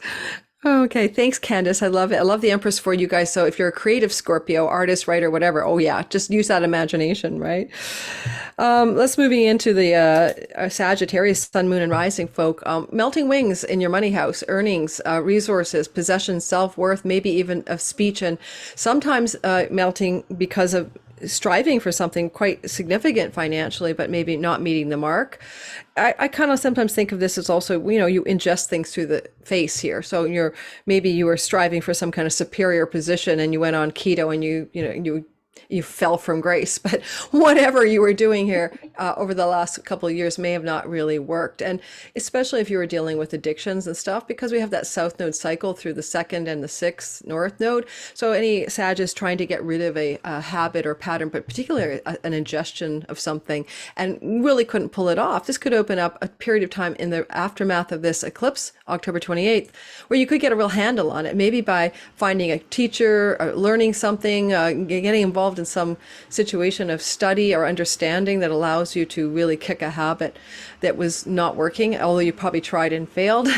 Work situations as well are here. And so if there have been challenges with the work and the finances, and where you've been like, okay, I've got this job, I got a promotion, but they didn't give me more money, or I aimed for that job and that extra money and I didn't get it, and there's disappointment or some kind of feeling of having had a fall. This can also be very, I think, restorative. And over this few months, especially after January, you may begin to see a news story picking up with Jupiter helping you find the perfect job at the perfect salary. And also at the same time, hey, what are you doing over here? Is this some still lingering need to eliminate, let go, surrender, and release anything that holds you back, ancestral patterns, karmic patterns, sabotaging habits, or such matters as that? Because if you do, I think you'll be finding greater abundance as a result of letting go of those self-undoings, basically. Very interesting. The card that I got was the Devil card. And I think that this is more touching on the other side of the Jupiter conjunction with this eclipse, that there can be a sense of overdoing it. And whether this is, overeating, overworking, oversleeping, just overdoing it, and where we can sometimes see the imbalances through the 6th and the 12th house of the effects that it has on us spiritually or physically. When this card comes up, I'm always really quick to see, well, where is Saturn in their chart? And as we've said, Saturn is kind of, in a way, very supportive throughout this eclipse. I mean, the trines to the planets in Scorpio, the sextiles to, the moon. I think this is a lot of getting your house in order, Sagittarius. And, first things first is taking care of your emotions, right? Taking care of and being that parent that you need to be. But maybe it means cleaning out the cupboards and getting all the sweets out of the house. Maybe it means, committing to a healthier work-life balance. And also, I think this is about breaking free from addictions and patterns, and also limitations. And so for me, Scorpio is a lot about detoxing and eliminating things. So I think that might be really helpful for you. And I wonder if it's things that you're eliminating from your diet or from your home. Yeah, especially that idea, like, the watery part of your being, like the kidneys as a Libra, where the South Node is going into its new cycle. I wonder too, it's like literally when I think of purifying and detoxing and stuff, I always think about flushing the system. You know what I mean? Mm-hmm. And really like letting a lot of purging of something. Yeah. Cool. I like that. That makes a lot of sense. And I would also say, I know a few Sages who have had a hard time with their health matters with North Node eclipse cycles through here. I think that's going to come to an end now. And I think you're going to move into a period of much more flow around health. Especially with it being conjunct your chart ruler. I mean, if you've been working hard with this, for the last 2 years, you might be finally breaking through a pattern and a habit.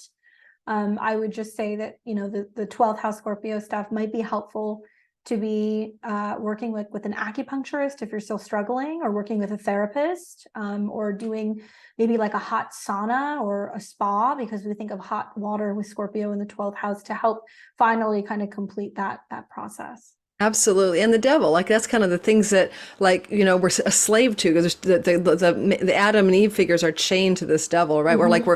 We're like held in bondage by something. Right. Yeah. Wonderful. For many of them, it's their schedule. It's their schedule. Exactly. But yeah, I have to say your cards are like really, really reflecting the sky. It's so amazing how the universe is such a synchronous thing, Yeah. It is. Well, let's move into the Capricorn people here, and your Capricorn sun, moon, and rising. Where have you been melting? Where have you felt like literally you yourself have been Icarus, falling from the sun with your wings, molting down, and you're kind of been reaching for something. I mean, with Pluto here since 2008, it's had been a very challenging time where you've been really looking at what authentic power is for you, and facing also often quite a lot of death and rebirth, and literal death as well of those you know. So you've been really face to face, like Carlos Castaneda says in Tales of Power. You want to walk through life with death like a little bird on your shoulder talking to you. And if you haven't felt that, Capricorn, since 2008, that you've been doing that work, well, I'm surprised. So now you did feel maybe that this last eclipse cycle through your 5th house and 11th house kind of felt like you were melting, but maybe melting because of ways that you were unable to find your joy spark, find your enthusiasm to fulfill that part of your story. Your creativity maybe have been on the wane, your sense of romantic satisfaction, or even maybe sexual satisfaction also being less than what you would prefer. And also maybe the friends that you have had, losing those friends, whether they passed away in the last 1.5 to 2 years, whether you moved or they moved, a sense of the larger social groups maybe kind of falling away from you as well, and you falling as well because of that. Because this is a sextile place to the Capricorns, you actually get that a lot of benefits here when friends fall away, because the universe will be like pulling the plug on the ones you don't need. So you may object, but that's arguing with reality. Those weren't your people anyway. They weren't your tribe. I know a Capricorn who said to me recently that he has nothing in common anymore with his old friends. And like, of course, this is a Pluto transit through the house of you. So let it go. But I like the full moon in the 5th house, because it's like, we want to show you something. We want to sort of like illuminate and the eerie red light of an eclipse, something fresh and new that's going to bring completion and fullness around those deeper needs of really feeling life is a place of not just pleasure, but like joy. And so I wonder too if that could bring in a romance for some of the single caps, or enhance an existing romance or relationship with your children as well here. And certainly this can be a fertility transit with Jupiter in the fifth house. So if you've been wishing to become a parent, that could also open up over the next few months. I think that's what I've got. What do you have? Definitely romance for me. The card that I got was the Ace of Cups. I think quite a nice Earth trine you've got going, Capricorn, between Venus and also this Moon conjunct Jupiter, and this is about, I think, making love real, right? So obviously the fifth house is romance. The Ace of Cups can be new beginnings in relationships, new opportunities to meet people, connect with. But I look at the sextile to Saturn, and for me, it's a lot of like learning how to communicate and express what you love, and also tapping into hidden talents. That Jupiter conjunction, it might mean that you write poetry, or you read tarot, or you have this, amazing capability of being able to paint. So I think it's about sharing with the world what you love, being able to really kind of dig deep into also taking chances. Yeah, I think it's going to play out both potentially in a creative way, but also in a romantic way as well. Oh yeah, for sure. I like that it was the Ace of Cups. It fits so nicely with that fifth house energy, doesn't it? I mean, seriously. So yeah, and opening up, like, your cup can runneth over with the feelings that you really wish to have that are nurturant and abundant and supportive. Yeah, I feel that's so good for you, Capricorns. I always salute Capricorns as the ones who've done the thing for the world. Thank you. We're next, Aquarius. I've got the Pluto thing happening for the world. All right, Aquarius is, I'm one of you, sun, moon, and rising sign people. And we're looking at the Icarus story today from my perspective, just pointing at where you might have felt your wings were melting in your attempts to achieve 12th house things. Now, 12th house is very soul work-ish, and it can also involve the release from any kind of addiction or self-sabotaging or self-undoing strategies or habits. But it's also very deeply about your soul and its deepest, connection to reality through many lives or many parallel realities, whichever it is. So maybe as you were leaning into like greater enlightenment, because a lot of Aquarius is with Pluto here since 2008 in your 12th house, have experienced spiritual awakenings and deep spiritual transformation. You're still reaching, right? You're still wanting to fly high. And maybe during this, in the last couple of years, you've been really preoccupied and really unsettled around your career, your reputation, your home, and your home life, maybe at the expense of your success or your reach in the 12th house. Sometimes if you make money from foreigners and foreign countries and foreign lands and foreign people and foreign shores, this is where you're aiming high as well. And maybe sometimes your aim led to a downfall, or it didn't quite hit the mark in a way that you expected. I find that Icarus, because his dad was an inventor, right? Daedalus. I mean, there is something you may have been also thinking, well, I'm going to use this brand new way to stop alcohol or quit, my vape, or succeed in my greater financial gains. And you didn't really, maybe the invention wasn't fully realized. Maybe the idea didn't have the strength to stay aloft. I feel like with this South Node transit for us Aquarians over the last, since January of 22 in earnest, I mean, whether we admit it or not, we need to let go, or it's time to like release a particular path of purpose or career or reputation or ambition. And it's not necessarily the easiest thing to do. So, I make a joke about my gilded cage of success, right? Because I'm going to burn out if I keep it up. So, at this juncture, a lot of Aquarians are assessing, and this is a completion of that assessment, what it is they must unplug from South Node energy in the last cycle through here, your career house. And you're aiming for some kind of joy, abundance, wealth, prosperity, expansion, goodness, and truth in and from the home environment and from where you live. And it can be practical, like, really leaning in the next few months into a new home in a foreign country, a new Icarus, a new home free of disabling addictive tendencies. And Jupiter here is, he's going to really work with that Uranus. Something about what you're trying to create in your fourth house environment of your domestic private life and your and your inner world, your private time alone in your domicile basically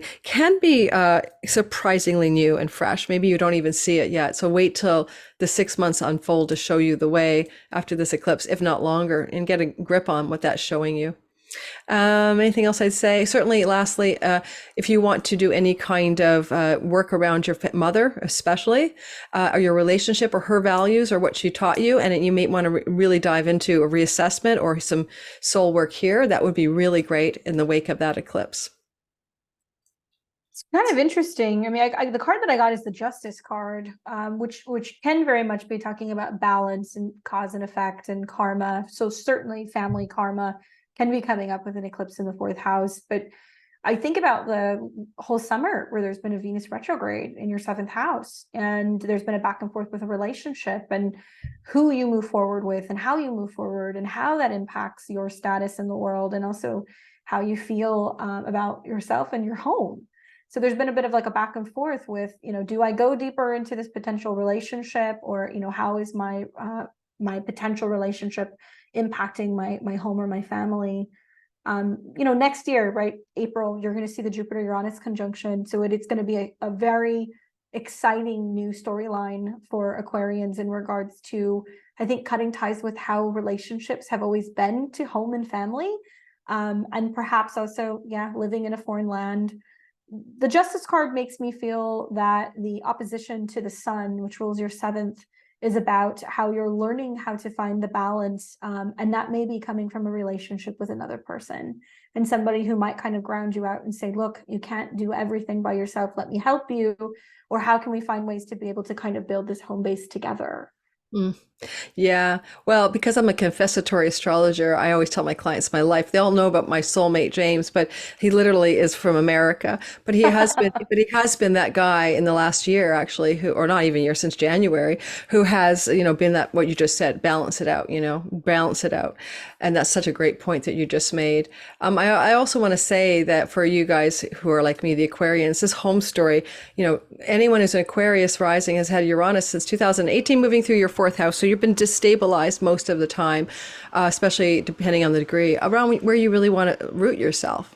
And so this is also maybe a completion of the most intense window of the unrootedness of your story. Where is your true home inside of you and also in real life? Home is where the heart is, right, Candace? I have that needling. I have that Uranus opposition to planets in my 10th house. And I have found that the storyline is always home changes, and there in turn, somebody shows up who's a relationship who furthers my career. So I would encourage you guys to be really open to these changes, because it's teaching you that you don't have to do it by yourself. Oh, what a great message for us Aquarians. We do have the spirit of resilience within us, and kind of a Spock-like hardiness in Star Trek. Okay, so negative captain. Okay, so here we have the last and always first, best and always first. I never say last but not least because my people hate it. Pisces, sun, moon, and rising sign. And I'm looking at the Icarus story today, which is where your wings have maybe been melting over the last couple of years. We're really thinking about, beginning in fall of 21, as eclipses have been happening through the axis of your 3rd and 9th house, but melting in your, falling from something in your 11th. Now, your 11th is those friends that you would like to have, who are allies, who would help you, who you would benefit from, like they were a big brother or big sister. And they can be, actually, this could be about your big brother or big sister as well. And, there has been some falling here, something that didn't quite work, and you melted a little bit over that. And, you've been going through this long Pluto transit of the death and rebirth and all this transformation in that part of your sky anyway. Yeah, because you can also look at the forward side of your life, not just your career gains, but your wishes and dreams and hopes for the reason you're on the planet, your kind of yearnings for what it is you wish to create in your world, especially in your purposed career. You may find that this has also been a place of aiming high and falling, and not feeling the success that you wanted there. Literally, it could have been a last couple of years of the earnings story collapse. I'll use an example. My sister's a Pisces rising, and she had a really great business going for their tarot readings, and PayPal pulled the plug during this time on her channel. And on her PayPal, and she didn't do anything wrong, and she couldn't lawyer up. She didn't have the money, and she lost her business because of it. So that's the kind of fall in the earnings house for some Pisces that I've seen, where you didn't plan to have an earnings collapse, but it happened around you. And I think with Jupiter here in your third house, there's a lot of energy going on here about this opening up and completing, but opening up some awareness, as all lunations can do when they're full. Or, I love the idea of like a black light poster, and you can see the world differently under the glow of a black light. So the glow of an eclipse is often red in a lunar eclipse. So you're seeing something new down here, revealing something to you that can open up some kind of redemption and success in the relationship you have to your neighborhood, your neighbors, your siblings, your cousins, maybe your creativity as it applies to communicating, writing, the online world, or even things that may have to involve, especially if you have an IC here, like floating IC in the third house, whole sign house system, your home itself. I'm kind of wondering here too, because you've been losing steam in the ninth house, which can be a good thing. The only place I like the South Node transit is in the 12th and the 9th, because it opens up spiritual attainment. So some Pisces have been come to Jesus story, where they're really figuring out, or Jesus Take the Wheel from Carrie Underwood, the country western singer. There's almost a kind of like, maybe you have allowed that South Node transit and the energy to open you up spiritually over the last couple of years and find a deeper faith in something. At the same time, you're being asked to look really closely at how you can prosper, expand, and grow. As Candace alluded to, especially exciting next April, May with a conjunction to Uranus. In all matters third house. I actually hate the third house, Candace, because it's got so many meanings. It's like, I always hate delineating it. I'm going to pass the baton to you. What are you getting about this? I call the third house the junk drawer. Yes, me too. It's like, what the hell are you doing with that? That Caden house is a mess. For me, I think the card that I got was the Three of Wands, which I think is a very appropriate card for the third house with Jupiter. Traveling, not just making a plan, but actually going somewhere. This is a card that's also about planning and foresight, moving forward, growth, expansion. Jupiter is your traditional ruler. So I think an eclipse conjunct Jupiter is kind of insinuating like, hey, you know how to do this. You just need to kind of go through the motions and be optimistic about where you're heading towards. Third house is also, it can be about something that you're listening to while you're driving, or, a podcast you're listening to while you're going for walks, that can really help you wrap your head around some of the bigger changes in your belief systems that have been kind of taking place. I've seen a lot of like Pisces risings that have been using apps to, learn astrology or tarot, or they've been, listening to, certain podcasts about spirituality, or maybe even learning about physical things. Taurus can be money and resources. But I think that for you, this is like finally learning that where intention goes, energy flows. That's the very Jupiter Uranus energy in your third house. So some of you might be moving, right? But I think all of you guys are just learning how to be a little bit more optimistic about some of the changes that are happening in the forms of also writing, communicating, sharing. And if you guys have been working on like podcasts or blogs or YouTube channels, you might really start to see the full effects of this, paying off. Yeah.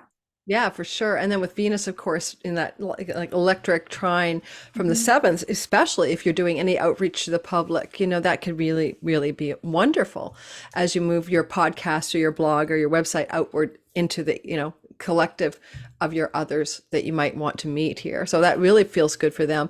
And indeed, like my sister as an example, is a prime example of getting her act together finally and getting her website back in order and working again. As we approach this eclipse, she's already started to repair. So if you did fall up here, guys, and those earnings and those friendships and all of that, breathe a sigh of relief. This is now the new narrative. Yay, you. This was... Yeah, this was so much fun. I so enjoyed it, and your cards are just insane. Okay, they're so on the mark. There's a lot of major arcana cards too, so it's obvious that there's a lot of really big things changing for people with these eclipses. Absolutely. Now, I want to make sure people know where to get you. I mean, I know we have Beyond the Veil Tarot and Astrology will be in the link below, like in my description box, so people can go check your channel out. We cross-pollinate. You're in my top 10 of people who watch my channel, watch yours. That's why I couldn't wait to have you here. And what else are you have anything coming up you want to share with people? I'm going to put this video out probably in early October. Not really. I mean, not in particular. I definitely do have courses and things that I do every, couple months. I teach tarot as well as astrology, and I have like a study at your own pace program on my website. I am getting ready to put out some of my 2024 prints. So I just created some really cool new 2024 lunar calendar prints, and I do an astrology calendar every year too that's coming out. But that's pretty much it. So if you guys want to follow my work, you can find me at beyondtheveiltarot.com. Also Beyond the Veil Tarot and Astrology on YouTube or social media handles. You guys can find me on all of that stuff like X and Instagram. But yeah, that's pretty much, that's the long and short of it. Oh, that's wonderful. Well, I definitely encourage people to go check out Candace because her channel has been one of my favorites for a long time. It's like astrologers love astrologers, and I love her stuff all of the time. I get insights. I told my people, you gave me an idea, and the idea was what happens when the nodes are moving towards a direction retrograde and looking at the Sabian symbol on the other side of it. And that was yours. I saw you say that. I said, oh, let me check that out. And I found it extremely valuable. So I learned things from you as well.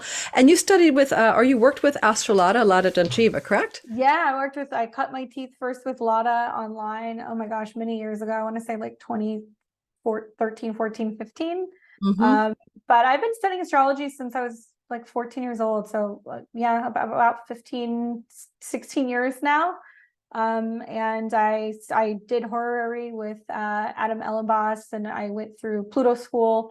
I did Jeffrey Wolf Green's program, a little bit of everything. I'm Pluto based, so I like evolutionary astrology. But yeah, I continue to keep learning, and I encourage my students to do the same Oh, thing. goodness gracious. I did the year-long horary with him a few years ago as well. I was in the pandemic central year. It would have been 2020's cohort. When were you doing that? 2 years ago, so it must have been right after you. Right after me. How wonderful. So yay, I'm glad you're here on the planet sharing the world with the world your wisdom. And guys, honestly, she's got an incredible mind. So if you want intellectually invigorating, intelligent astrology, go check her out. Thanks, Candace. I'm going to sign us off so I won't be back and chatting with you because I'm going to go for a bit of a walk and then do my next thing. And I so appreciate you taking the time to be with me and my audience. Take care, love. Thank you so much. Bye. Bye-bye.